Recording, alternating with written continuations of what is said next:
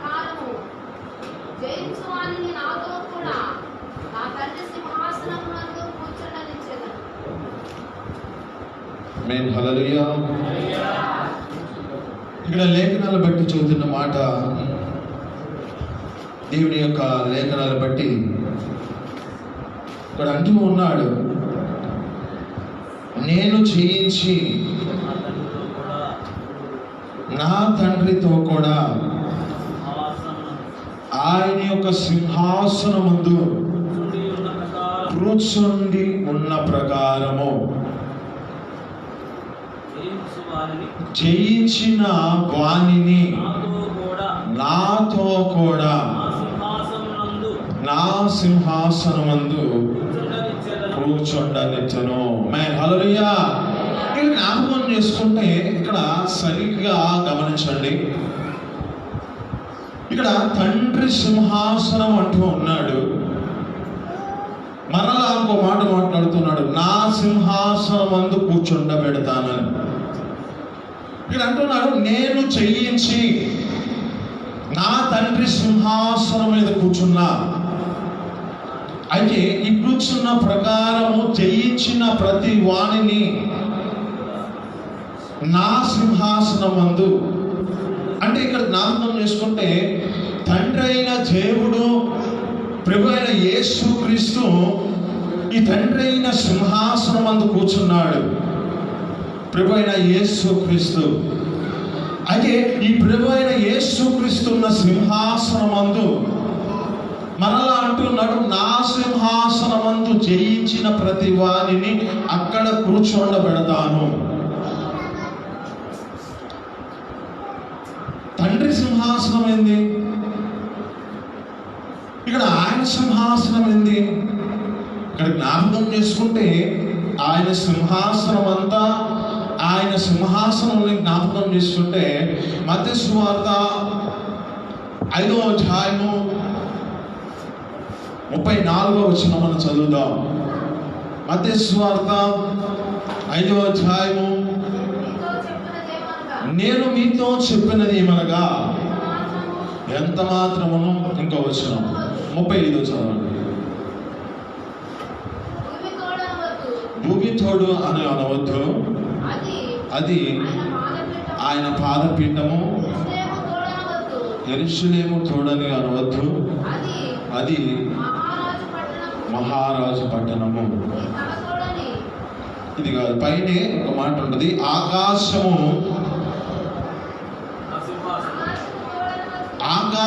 తోడని అనవద్దు, అది దేవుని సింహాసనము. ఆమేన్. హల్లెలూయా. అంటే ఆయన సింహాసనం ఎంతగా ఉందంటే ఆకాశము తోడని అనవద్దు, ఆయన సింహాసనము అంటే ఆకాశమంతా ఆయన సింహాసనమై ఉన్నది. ఇక్కడ అంటున్నాడు, నేను నా తండ్రి సింహాసనం మీద కూర్చున్నా, అదే సింహాసనమందు నేను కూర్చున్నా కనుక నా సింహాసనమందు మిమ్మల్ని కూర్చోబెడతానంటున్నాడు. అంటే ఈ తండ్రి సింహాసనాన్ని ప్రభు అయిన యేసుక్రీస్తు కూర్చున్నాడు కనుక ఆ కూర్చున్న ఈ సింహాసనము కూడా ఆయనదిగా భావించిన వాడై నా తండ్రి కూర్చున్న సింహాసనం మీద నేను చేయించిన ప్రతి వాణిని నా సింహాసనం మీద కూర్చోబెడతాను. ఆమేన్. హల్లెలూయా. అంటే ఆయన సింహాసనము ఆకాశమంతా ఆయన సింహాసనమై ఉన్నది.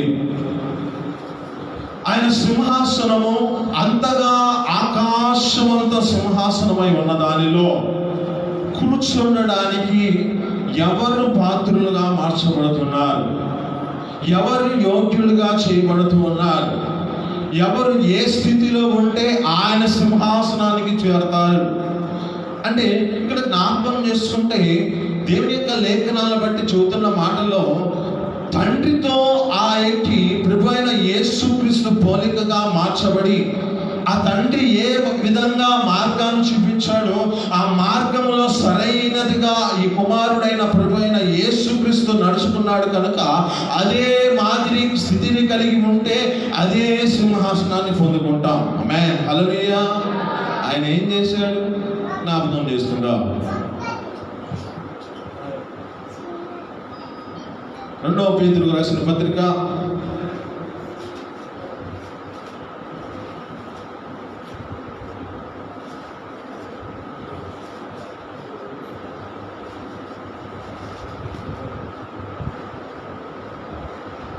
1 పేతురు రాసిన పత్రిక 2వ అధ్యాయము 22వ వచనం కాడి చదువుకుందాం. ఆయన పాపము చేయలేదు, ఆయన నోట ఏ కపటము లేదు, ఆయన దూషింపబడి బదులు దూషింపలేదు, ఆయన శ్రమ పట్టబడి బెదిరింపగా న్యాయము తీర్పు తీర్చు దేవునికి తన్ను తాను అప్పగించుకునేను. మ్యాన్ హల్లెలూయా. హుషారుగా చెప్పండి హల్లెలూయా. వెలుగు కలిగిన వాళ్ళు హల్లెలూయా చెప్పండి. నిద్ర వస్తున్న వాళ్ళు హల్లెలూయా చెప్పండి. మ్యాన్ హల్లెలూయా. ఇక్కడ జ్ఞాపకం చేసుకుంటే ఏమంటుంది అంటే, ఆయన పాపము చేయలేదు, ఆయన దూషింపబడి బదులు దూషింపలేదు, ఆయన నోట ఏ కపటము లేదు, ఆయన యొక్క స్థితిని బట్టి తీర్పు తీర్చు దేవునికి తన్ను తాను దేవునికి అప్పగించుకున్నాడంట. తీర్పు తీర్చు దేవునికి అప్పగించుకున్న అతని జీవితంలో ఏ పాపము చేయలేదు, కానీ తీర్పులోనికి ఆయన అప్పగించుకున్నాడు. ఇక్కడ మీకు ఒక వ్యక్తిని జ్ఞాపకం చేస్తాను. ఒక వ్యక్తి తన జీవితంలో ఏ విధంగా నడుచుకున్నాడో, ఆ యొక్క వ్యక్తి తన స్థితిని బట్టి ఒక ప్రభు అయిన యేసుక్రీస్తు మాదిరిగా అతను ఏ విధంగా చూపించాడో అదే జీవితాన్ని మీకు జ్ఞాపకం చేస్తాను. ఆ వ్యక్తి యేసేపు తన జీవితంలో జ్ఞాపకం చేసుకుంటే, చిన్ననాటి దినం నుంచి తన జీవితంలో కొనసాగించబడుతున్న తన స్థితిని బట్టి ప్రతి పరిస్థితిలో కృంగిపోయిన జీవితమే. అట్లా జ్ఞాపకం చేసుకుంటే క్రొట్టలో భయపడ్డాడు. అతని యొక్క జీవితంలో అతన్ని చెరసాలలో వేశారు. అతని స్థితిని బట్టి అతని జీవితంలో పొందుకోవాల్సిన అన్ని శ్రమలు పొందుకున్న దేవుని యొక్క సన్నిధిలో ఒక నిరీక్షణతో కొనసాగించబడుతున్న వ్యక్తి ఈ యేసేపు. ఈ యేసేపు యొక్క జీవితంలో సాదృశ్యం ఏమిటంటే, ప్రభు అయిన యేసుక్రీస్తు యొక్క మాదిరి. ఆమేన్. హల్లెలూయా. వింటున్నారా లేదా వదిలేస్తున్నారా? హల్లెలూయా. దేవుని యొక్క సన్నిధిలో ఉన్న మన జీవితాలను బట్టి దేవుని మాటను ఆలకిద్దాం. ఇక్కడ ముందుగా చూపించిన మార్గమేమో తండ్రి చూపించిన మార్గము. ప్రభు అయిన యేసుక్రీస్తు నడుచుకున్నాడు కనుక, నా తండ్రి సింహాసనమందు నేను కూర్చున్న ప్రకారము జయించిన ప్రతి వాణిని నా సింహాసనం మీద కూర్చోబెడతానంటున్నాడు. అంటే ఈ ప్రభు అయిన యేసుక్రీస్తు తండ్రి పొందిన ఆ సింహాసనం మీద అధికారాన్ని పొందుకున్న వ్యక్తి కనుక ఇక్కడ జ్ఞాపకం చేసుకుంటే, యేసేపు యొక్క జీవితంలో కూడా యేసేపు అనేక శ్రమలు పొందుకొని ఉన్నాడు. యేసేపు యొక్క జీవితంలో జ్ఞాపకం చేసుకుంటే రొట్టెలో భయపడ్డాడు, తన జీవితంలో అమ్మబడ్డాడు. తన జీవితంలో జ్ఞాపకం చేసుకుంటే ఒక పాపానికి తన జీవితము అక్కడ జ్ఞాపకం చేసుకుంటే పాపానికి చోటీయకుండా ఆ ప్రదేశం నుంచి పరిగెత్తిపోయాడు. కానీ అతని జీవితంలో ఒక నింద పడింది. ఆ నింద వల్ల అతడు చెరసాలలో భయపడ్డాడు.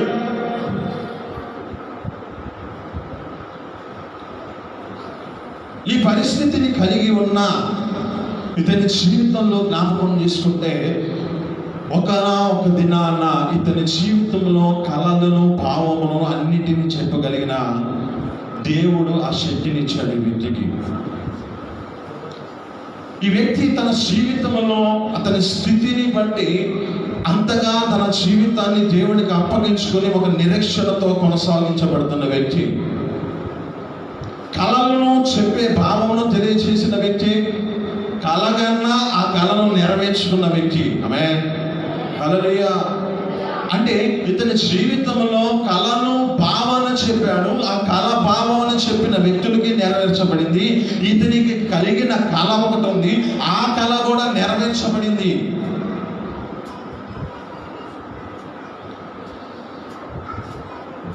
చదువుకుందాం. ఆదికాండం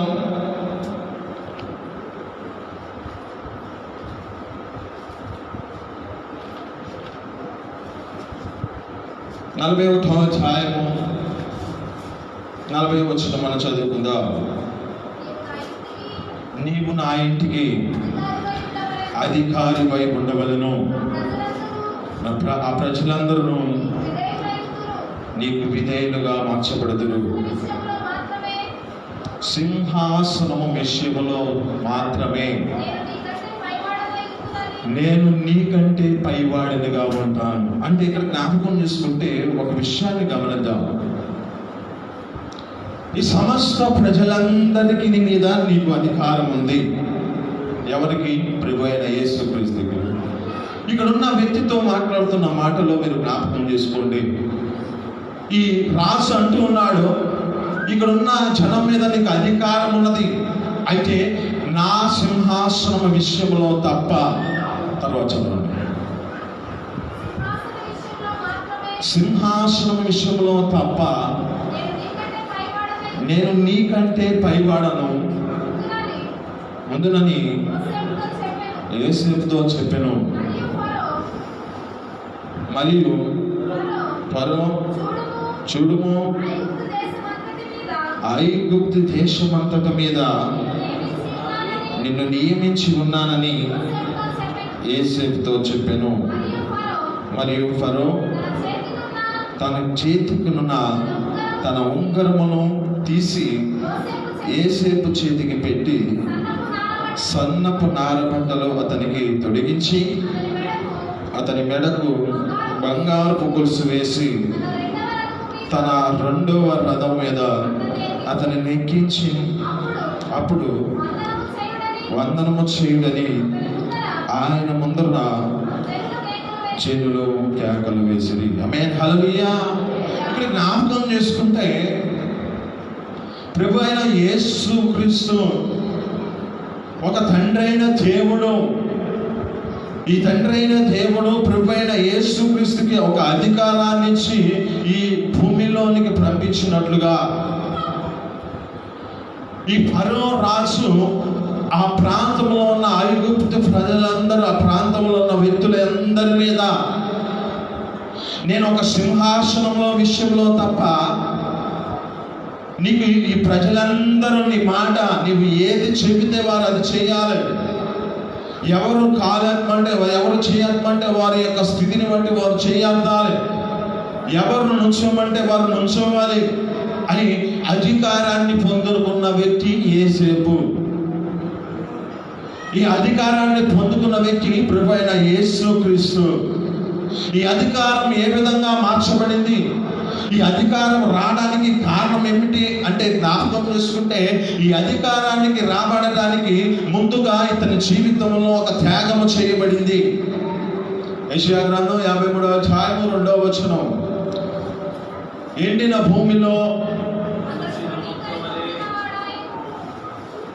భూమిలో లేత మొక్క వలెను అతడు ఆయన ఎదుట పెరిగి ఉన్నాడు. ఆమేన్, హల్లెలూయా. అంటే ఇక్కడ జ్ఞాపకం చేసుకుంటే అతడు అనగా ప్రభువైన యేసుక్రీస్తు, ఆయన అనగా తండ్రి అయిన దేవుని ఎదుట ఈయన ఆ లేత మొక్క వలె ఎండిన భూమిలో మొలిచి ఉన్నాడు. ఆమేన్, హల్లెలూయా. అంటే అసలు ఎండిన భూమిలో మొలక మొగ్గిద్దా? ఇక మొక్క మొగ్గి ఇత్తనం మలిచిద్దా అంటే అక్కడ జ్ఞాపకం చేసుకుంటే ఏ ఇత్తనము మలవదు. కానీ ఇక్కడ జ్ఞాపకం చేసుకుంటే ప్రభువైన యేసుక్రీస్తు ఎండిన భూమిలో మొలచిన లేత మొక్క వలె ఉన్నాడు. ఈ ఎండిన భూమిలో లేత మొక్క వలె తన జీవితాన్ని గడుపుతూ ఉన్నాడు.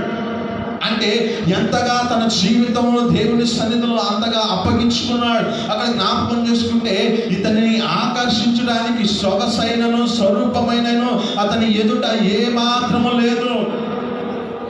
ఆయన యొక్క స్థితిని బట్టి జ్ఞాపకం చేసుకుంటే మనిషి ఆపేక్షించినట్లుగా, ఆ మనిషి అతన్ని చూసి ఆకర్షించినట్లుగా అతని స్వరూపమైన ఏమీ లేదు. అతడు దూషింపగా అతడు తన జీవితంలో ఎలాంటి కపటము లేక అతని స్థితిని బట్టి ఎంతగా చెంది ఉన్నాడంటే మరణము పొందినంత విధేయతను చూపించిన వాడిగా మార్చబడ్డాడు. ఎందుకు ఇంతగా కనుక చూపించాలంటే అతని జీవితము, అతని స్థితిని బట్టి ఈ లోక ప్రజలందరినీ తమ జీవితంలో ఏ విధమైన పాపములో మునిగి శాపమైన జీవితంలో జీవిస్తూ ఆయన ఇచ్చే సింహాసనాన్ని కోల్పోతారేమో అని, ఆయనచే ఆ సింహాసనం మీదకి రాకుండా వారి జీవితాలు శాపగ్రస్తమైన పరిస్థితుల్లోనికి వెళ్తారని దేవుడే తన ప్రభు అయిన యేసుక్రీస్తు కుమారుడిని పంపించాడు ఈ లోకానికి. యోహాను సువార్త 3వ అధ్యాయం 16వ వచనం. దేవుడు లోకమును ఎంతగానో ప్రేమించి తన అద్వితీయ కుమారుని యందు విశ్వాసం ఉంచువాడు ప్రతి వాణిని నశింపక నిత్య జీవము పొందాలని దేవుని ఉద్దేశము. ఈ దేవుని యొక్క ఉద్దేశం ఏమిటంటే ఏ మనిషి ఏ యొక్క స్థితిని బట్టి వారి జీవితాలలో ఏ మాత్రము నశించకూడదు, ఆ నిత్య జీవాంతమైన పరలోకంలో చేర్చబడాలని దేవుని ఆశ. హల్లెలూయా, హల్లెలూయా. హుషారు చెప్పండి, సంతోషంతో చెప్పండి హల్లెలూయా.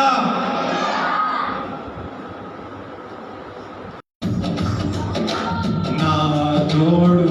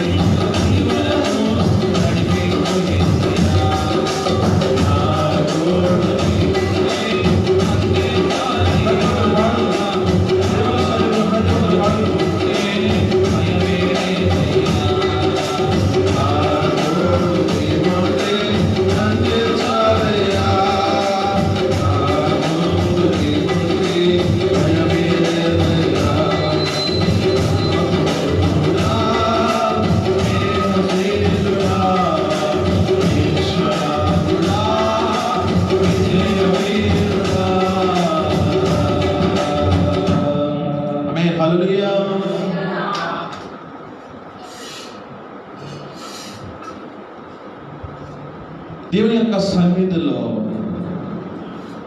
ఇప్పుడు దాకా మీతో మాట్లాడిన మాటను బట్టి దేవుని యొక్క మాటలను సన్నిధిలో మనం జాగ్రత్తగా వాటిని కనిపెట్టుదాం. తండ్రి సింహాసనం మీద ప్రభు అయిన యేసుక్రీస్తు కూర్చున్నాడు. ఆ ప్రభు అయిన యేసుక్రీస్తు అంటున్నాడు, నేను తండ్రి సింహాసనం మీద కూర్చున్న ప్రకారం జయించిన ప్రతి వాణిని నా సింహాసనం మీద కూర్చుండబెడతానంటున్నాడు. ఈ సింహాసనం అందు కూర్చుండబడుటకు కారణము, ఈ యొక్క సింహాసనం మీద కూర్చోవాలంటే వారి జీవితంలో ఏ స్థితిలో ఉంటే వారు ఆ సింహాసనానికి అర్హులుగా మార్చబడుతున్నారు. ఒక యేసేపు యొక్క జీవితాన్ని ఏ విధంగా తెలియజేస్తూ ఉన్నాడు. యోసేపు తన జీవితంలో కొండలో తొయ్యబడి, తన స్థితిని బట్టి అమ్మబడి, తన జీవితంలో ఒక పరిస్థితుల్లో నిందల చేత నింపబడిన, చెరసాలలో వేయబడిన ఒకే నిరీక్షణతో కొనసాగించబడుతున్నాడు కదా. ప్రభు అయిన యేసుక్రీస్తు కూడా తన జీవితంలో ఎంతగా లేని వాటిని ఆ వ్యక్తి అంతగా అనుభవించాడు. ఆయన పాపము చేయలేదు, ఆయన నోట కపటము లేదు, దూషింపబడి బదులు దూషింపలేదు, కానీ తీర్పు తీర్చు దేవునికి తన్ను తాను అప్పగించుకున్నాడు. ఎంతగా అప్పగించుకున్నాడంటే తన స్థితిని బట్టి జ్ఞాపకం చేసుకుంటే ఇతని యొక్క జీవితాన్ని మరణము పొందినంత విధేయతను చూపించి నేర్చుకున్నాడు. ఫిలిప్పీయులకు రాసిన పత్రిక 2వ అధ్యాయము 6వ వచనం. ఫిలిప్పీయులకు రాసిన పత్రిక 2వ అధ్యాయము 6వ వచనం.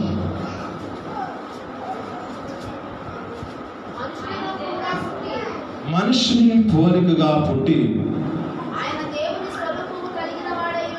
ఆయన దేవుని స్వరూపమును కలిగిన వాడై ఉండి దేవునితో సమానముగా ఉండుట విడిచిపెట్టకూడని భాగ్యమని ఎంచుకొనలేదు, కానీ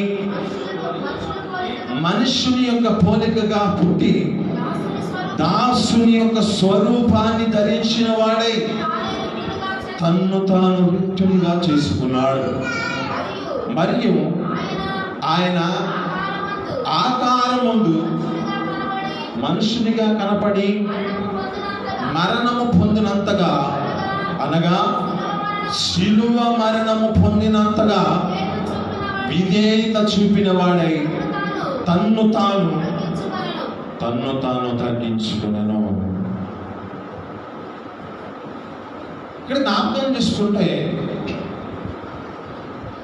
మనుషుని పోలికగా పుట్టి దాసుని స్వరూపాన్ని ధరించిన వాడై తన్ను తాను దేవుని సన్నిధిలో దేవునితో భాగ్యమని ఎంచుకొనలేదు, కానీ ఈ మనుషుని పోలికగా పుట్టాడు.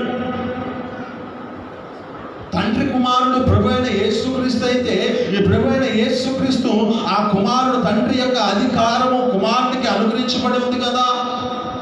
ఆయన ఆ యొక్క వ్యక్తి తనతో సమానముగా ఉండకూడని భాగ్యమని ఎంచుకొనలేదు, కానీ ఈ లోక మనుషుల యొక్క జీవితాలు ఏ విధంగా నడిపించబడతాయో ఆ మనుషుని పోలికగా పుట్టాడు ప్రభు అయిన యేసుక్రీస్తు. పుట్టి దాసుని స్వరూపాన్ని ధరించుకున్నాడు, అంటే తన్ను తాను తగ్గించుకుని దాసునిగా చేయబడ్డాడు. తన స్థితిని బట్టి తన జీవితంలో ఏమిటి అంటే ఆయనకు అధికారం ఉంది. ఆయన అధికారము చేత అక్కడ జ్ఞాపకం చేసుకుంటే ప్రభు అయిన యేసుక్రీస్తు ఎక్కడంటాడంటే అతని స్థితిని బట్టి అప్పగించబడిన దినములో సమూహమును పిలిస్తే వస్తుంది, ఆ సమూహము వస్తుంది, కానీ ఆయన చిత్తం నెరవేర్చబడాలని దేవుని ఉద్దేశం. ఆమేన్, హల్లెలూయా. అంటే ఈయనకి ఒక అధికారం ఉన్నది, కానీ ఈ అధికారాన్ని పక్కన పెట్టేసి దాసుని స్వరూపాన్ని ధరించిన వాడిగా మార్చబడ్డాడు.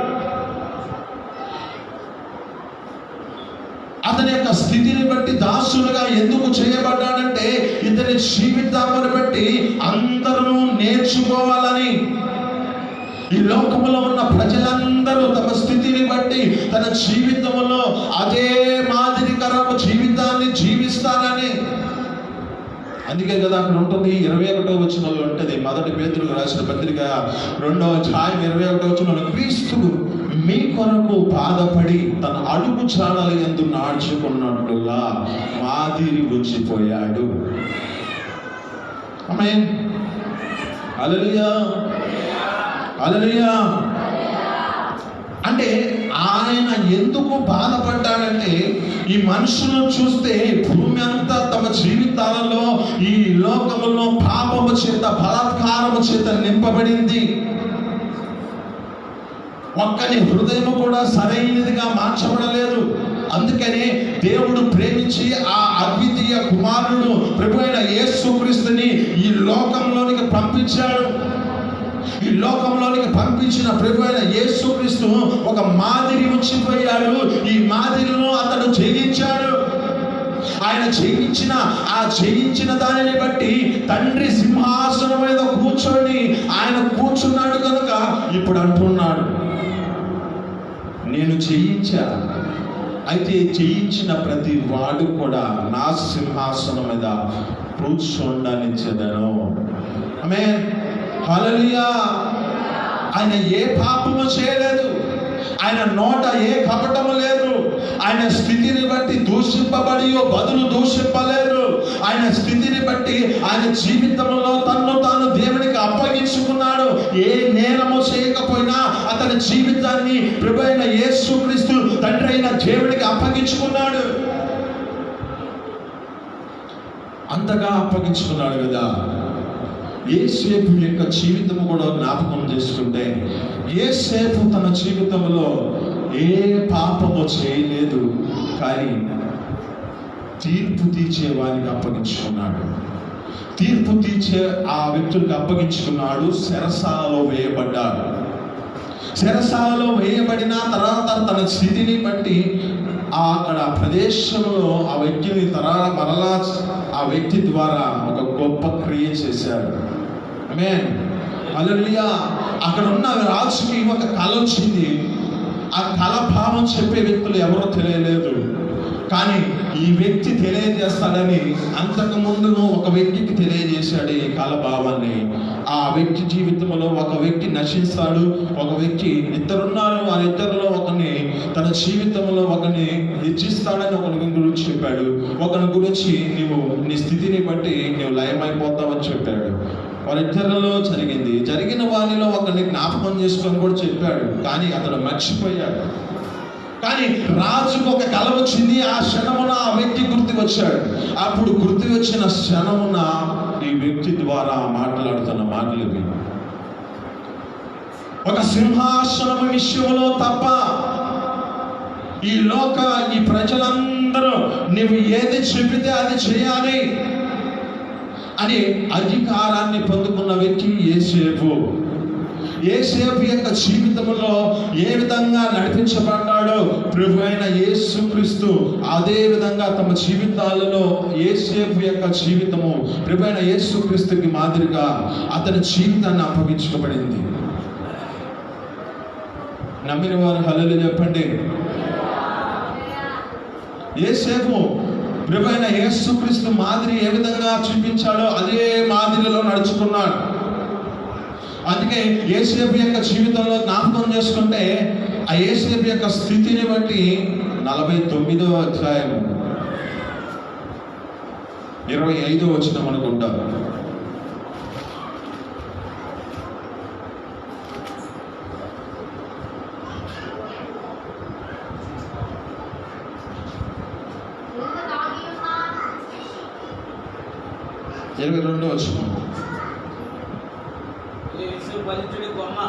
యేసేపు ఫలించడి కొమ్మ, ఓట యొద్ద ఫలించడి కొమ్మ, దాని రెమ్మలు గోడ మీదకి ఎక్కి వ్యాపించును. ఆమేన్, హల్లెలూయా. ఇది ఏ విధమైనది అంటే యేసేపు ఫలించడి కొమ్మ, ఇది ఓట యొద్ద ఫలించే కొమ్మ. దీని కొమ్మలు గోడ మీదకి వ్యాపించి అది విస్తరించబడుతుంది. కనుక నీ స్థితిని బట్టి నీ జీవితంలో కూడా ఒక యేసేపు వలె నీ జీవితంలో జయించి అతని యొక్క సింహాసనం మీద దేవుడు తండ్రి ఏ విధంగా ఆ ప్రభువైన యేసుక్రీస్తు ఏ విధంగా కూర్చున్నాడో అదే సింహాసనం మీదకి నువ్వు వెళ్ళాలంటే నువ్వు కూడా జయించాలి. వేటిలో జయించాలి అంటే శ్రమలలో బాధలలో నీ జీవితాన్ని దేవునికి అప్పగించుకుంటూ కొనసాగించబడితే ఒక దినాన దేవుడు ఆ సింహాసనం మీద నిలబెడతాడు. ఇంకా యేసేపు యొక్క జీవితంలో ఏ పాపము చేయలేదు, అతనికి పాపము చేయాలని ఆలోచన లేదు. ఎందుకంటే అతని స్థితిని బట్టి అతని జీవితంలో అవకాశం వచ్చిన ప్రదేశం నుంచి పరిగెత్తి వెళ్ళాడు యేసేపు. ఈ యొక్క యేసేపు యొక్క జీవితము ఆ విధంగా మార్చబడింది. కనుకనే యేసేపు జీవితంలో ప్రభువైన యేసుక్రీస్తు మాదిరి కనబడుతుంది. ఆయన ఏ విధంగా ఆ సింహాసనం విషయంలో తప్ప అన్ని అన్నిటి మీద అధికారం పొందుకున్న వ్యక్తిగా యేసేపు ఉన్నాడు. అదే విధంగా ప్రభువైన యేసుక్రీస్తు, తండ్రి అయిన దేవుడు, ఆ యొక్క ప్రభువైన యేసుక్రీస్తు అధికారం అంతటను పొంది ఉన్న పైన సింహాసనం విషయంలో తప్ప ఆ సింహాసనాన్ని పొందుకోవడానికి ప్రభువైన యేసుక్రీస్తు భూమి మీదకి వచ్చాడు. హల్లెలూయా. ఈ భూమి మీదకి వచ్చిన ఈ జీవితమును బట్టి ఆయన సింహాసనం మీద ఆయన జయించాడు కనుకనే ఇక్కడ ఉన్న మీతో అంటున్న మాట, ఎవడైతే జయిస్తాడో ఆ వ్యక్తి కూడా ఆ ప్రదేశంలో సింహాసనం మీద కూర్చోబెడతాను అంటున్నాడు. అంతగా ఆయన చూపించాడు మార్గం, అంతగా ఆ స్థితిని జ్ఞాపకం చేసి నీకు నడిపిస్తూ ఉన్నాడు. తన జీవితంలో జ్ఞాపకం చేసుకుంటే, ఎవరైనా తండ్రి తన కుమారుని ఏ విధమైన శ్రమలలో, బాధలలో ఇచ్చి వేరే యొక్క స్థితిని బట్టి వారిని కొట్టినప్పుడు కానీ ఎవరు సంతోషించరు కాదు కదా. కానీ తండ్రి అయిన దేవుడు ప్రభు అయిన యేసుక్రీస్తుని అతని స్థితిని బట్టి శ్రమలలో ఉంటే సంతోషిస్తూ ఉన్నారు. 53:10 యెషయా గ్రంథం 53:10.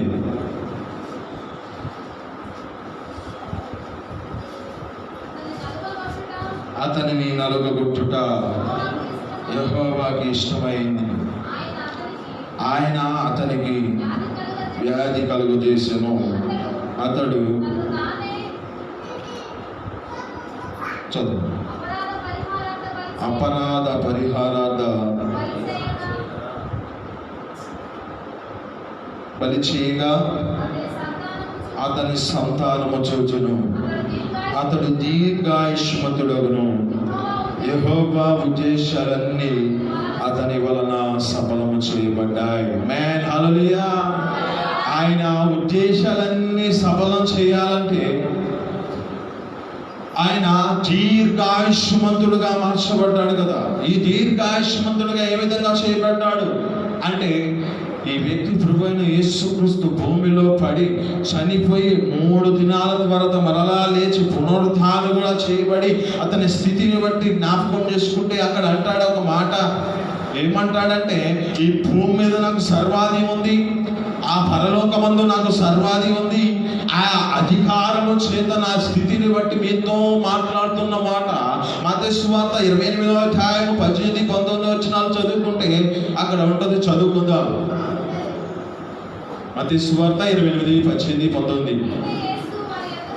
అయితే యేసు వారి యొద్దకు వచ్చి, పరలోకమందును భూమి మీదను నాకు ఇప్పుడు సర్వ అధికారము ఇవ్వబడింది. కాబట్టి మీరు వెళ్ళి సమస్త జనులందరినీ నాకు శిష్యులుగా చేయండి. ఆమేన్. హల్లెలూయా. నీ స్థితిని బట్టి నీ జీవితంలో ఒక్కడవే మార్చబడడం కాదు, నువ్వు జయించి నీ స్థితిని బట్టి నువ్వు ఒక్కడవే వెళ్ళే స్థితిలో ఉండటం కాదు, సమస్త ప్రజలందరికీ ఈ సువార్తమానం ప్రచురం చేయాలి. ఈ సమస్త ప్రజలందరికీ ఈ స్వార్థను ప్రకటన చేస్తే వారి జీవితాలలో కూడా మార్పు చెంది ఆ జయించిన ఆ సింహాసనం మీద వారు కూడా కూర్చొనడానికి అర్హులుగా మార్చబడతారు. ఆమేన్. ఈ మాటలు మీ వెనుకలో దీవించి ఫలించును గాక. ప్రతి ఒక్కరు మోకరిద్దాం.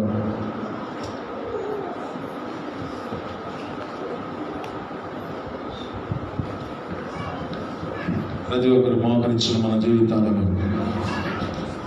దేవుడు మీతో మాట్లాడాడు. ఆయన సన్నిధిలో అప్పగించుకుంటాం. ఆయన ఒక ఉద్దేశం కలిగి ఉన్నాడు.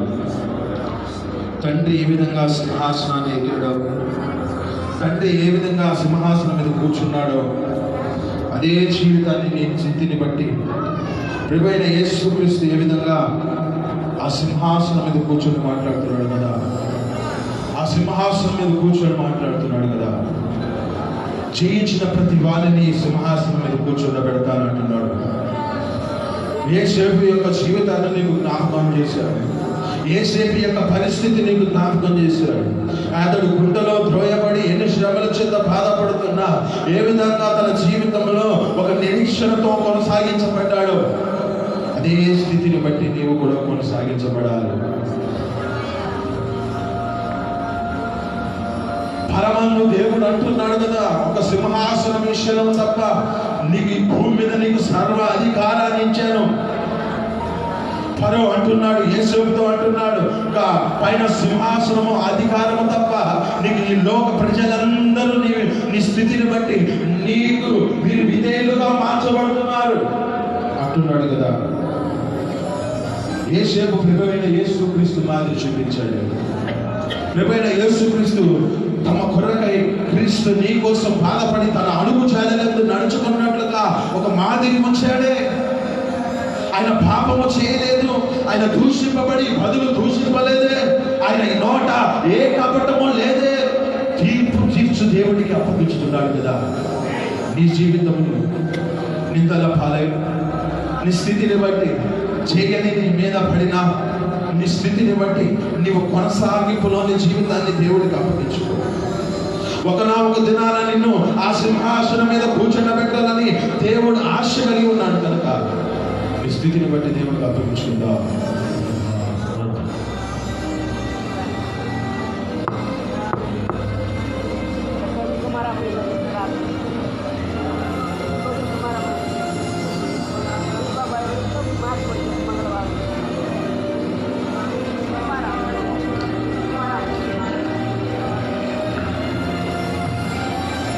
నీ సింహాసనము నన్ను చేర్చుటకై